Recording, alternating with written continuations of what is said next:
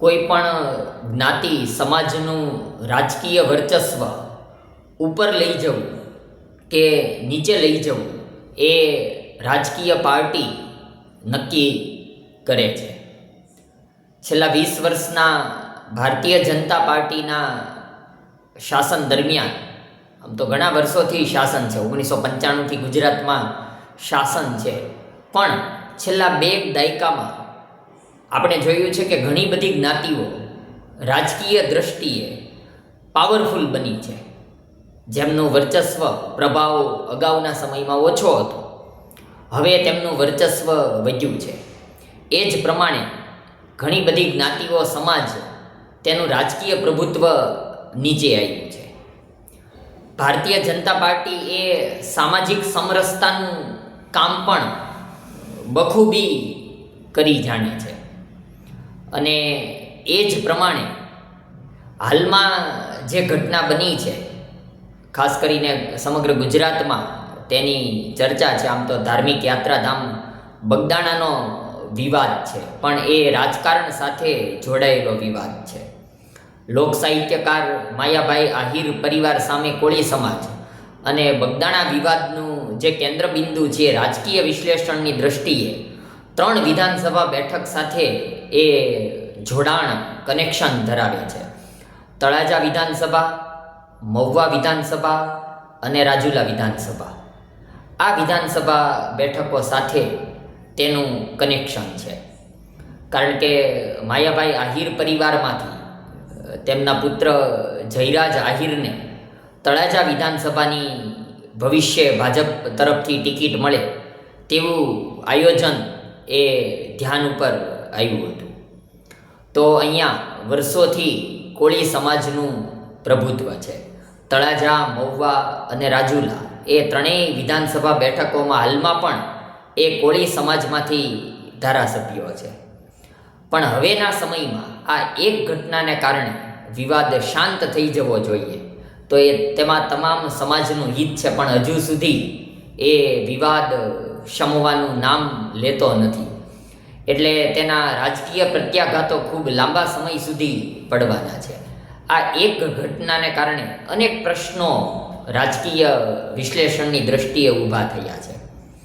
ખાસ કરીને જે ઘટના બની, તો તેના કારણે એ કોળી સમાજને હવે 3 વિધાનસભા બેઠકો ઉપર એ આ ઘટનાને કારણે ફાયદો થશે કે નુકસાન થશે.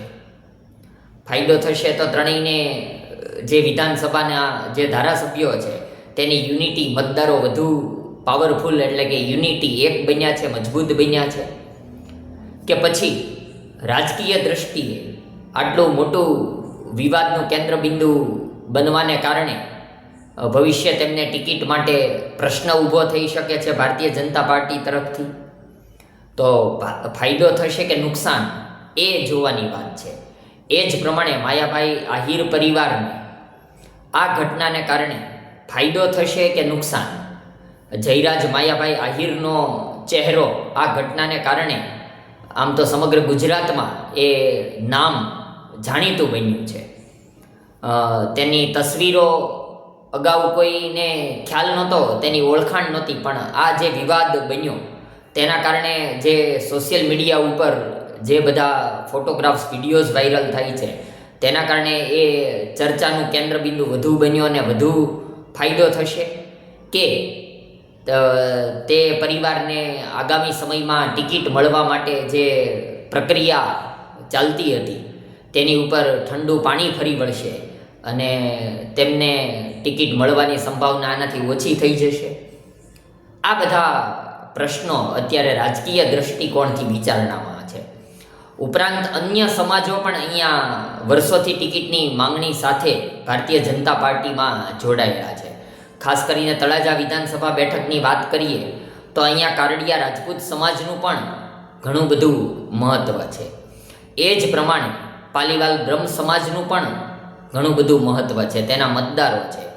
એટલે એ કોળી સમાજ કે માયાભાઈ આહિર સમાજ પરિવારને બદલે અન્ય સમાજને ટિકિટ મળી શકે કેમ, તેમને ફાયદો થઈ શકે છે કે કેમ, કે પછી કોળી સમાજ જ રિપીટ થાય કે આહિર સમાજમાંથી ટિકિટ આપવામાં આવે તો આ સમાજને ફરી પાછું નુકસાન થશે કે કેમ એ પણ પ્રશ્ન છે. એ જ રીતે મહુવામાં પણ એક નાનકડો સમાજ પણ ખૂબ બુદ્ધિજીવી વેપારી શિક્ષણની દ્રષ્ટિએ પણ આગળ વધતો સમાજ એ ખરક સમાજ છે.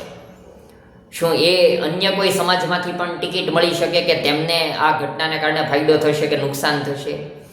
એ બધા સમીકરણો હાલ વિચારણામાં છે. આ ઘટનાના પ્રત્યાઘાતો, આ જે બનાવ બન્યો છે એ પ્રત્યાઘાતો આગામી જે વિધાનસભાની ચૂંટણી આવતા વર્ષે આવવાની છે ત્યાં સુધી શરૂ રહેવાના છે. પણ એ શું કોને આ ઘટનાને કારણે ફાયદો થાય છે કે નુકસાન થાય છે એ આગામી દિવસોમાં જોવા જાણવા સમજવા મળશે.